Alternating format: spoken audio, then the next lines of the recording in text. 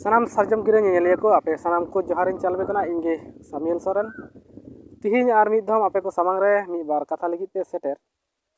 जे चलावेन 21 तारीख जहां वीडियो बुन ñeleदा कोलकाता बाजार रे ओनारना स्क्रीनशॉट आपे मी से को ñeñal तगी ताहन ताउन पे इन साव सावते जहां रोड का ना आतेन ताउन पे जे कोलकाता रे ना टाउन रे से शहर रे देवचा पचामी बिरुद ते से देवचा पचामी रे जहां गोल्ड माइन से देवचा पचामी रे जहां कोयला खनि हुयुक कान नोवा कोयला खनि जाते आलो हुयुक मा निया इदी कते रैली हुइना मिचिल हुइना से आबो करन सनाम गोंके को नेतृत्व को आकवा कथा को दोहो केदा उन हिलगे आरहा बुन नेल केदा जे सिवड़ी बीरभूम रेना सिवड़ी रे जिला शासक से डीएम ठे डिपुटेशन को एम केदा किछु हर दो जे ओंडे आले दो कोयला खनि जरूर आलेया कोयला खनि आले दरकार आले जगाले एमोआ कोयला खनि दरकार आले जगाले एमो कना मेनखा निये बारिया डिपुटेशन से बारिया रैली ताइनो तिहिन हबिते रिजल्ट चेक हुइना कोयला खनि बंदोयना से कोयला खनि आबार नावा काते आर एहबो लगी चेक हुइना रिजल्ट तो ओना रेना रिजल्ट लेकाते कटिक माछा मिटे आबार मिटे स्क्रीन रेकर्डिंग नेल चेक पिया দেউচা পাজামি কয়লা প্রকল্পের জন্য গঠিত হলো নয়া কমিটি। এই নয়া কমিটিতে রয়েছেন 30 জন সদস্য।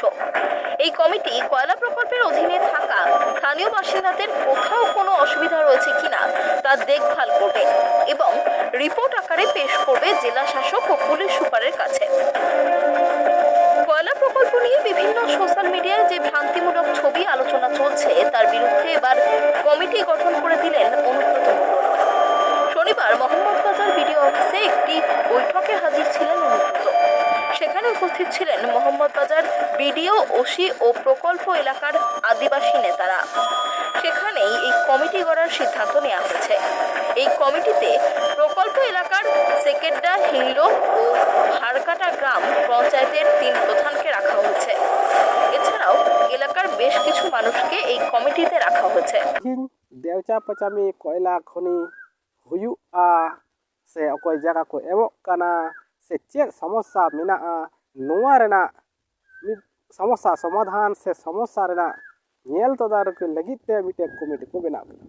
एवं नोआ कमिटी रे जहां जहां को नेतृत्व से जहां जहां को कमिटी रे को दोहागे को नुको दको अकोय पक्षरेन हर कना शासक पक्षरेन से तिहिन राज्य सरकार पक्षरेन से केंद्र सरकार पक्षरेन से कोयला खनि हुयु ओना पक्षरेन से कोयला खनि बांग हुयु ओना पक्षरेन तो नेतो नियर स्क्रीन रेकॉर्ड नेल ताइनम जहां नेतृत्व को मेना बुन आबु चेक बुन होसदे आबु प्रतिक्रिया से ताइनम दाराम चे पदक्षेप हुयु लगित नोआ को आपे ठे सोशल मीडिया रे आले आसले दोहयदा नोआ आपे को लई ताबुन पे एवं इनिया वीडियो नेल ताइनम जहां को आपे को मन अंतर भितरे चेक पे हुदिस केदा आपे कमेंट नोआ दामान कमेंट बॉक्स रे कमेंट कते लई ताबुन पे मा तबे सलाम को आर निदम जोहार।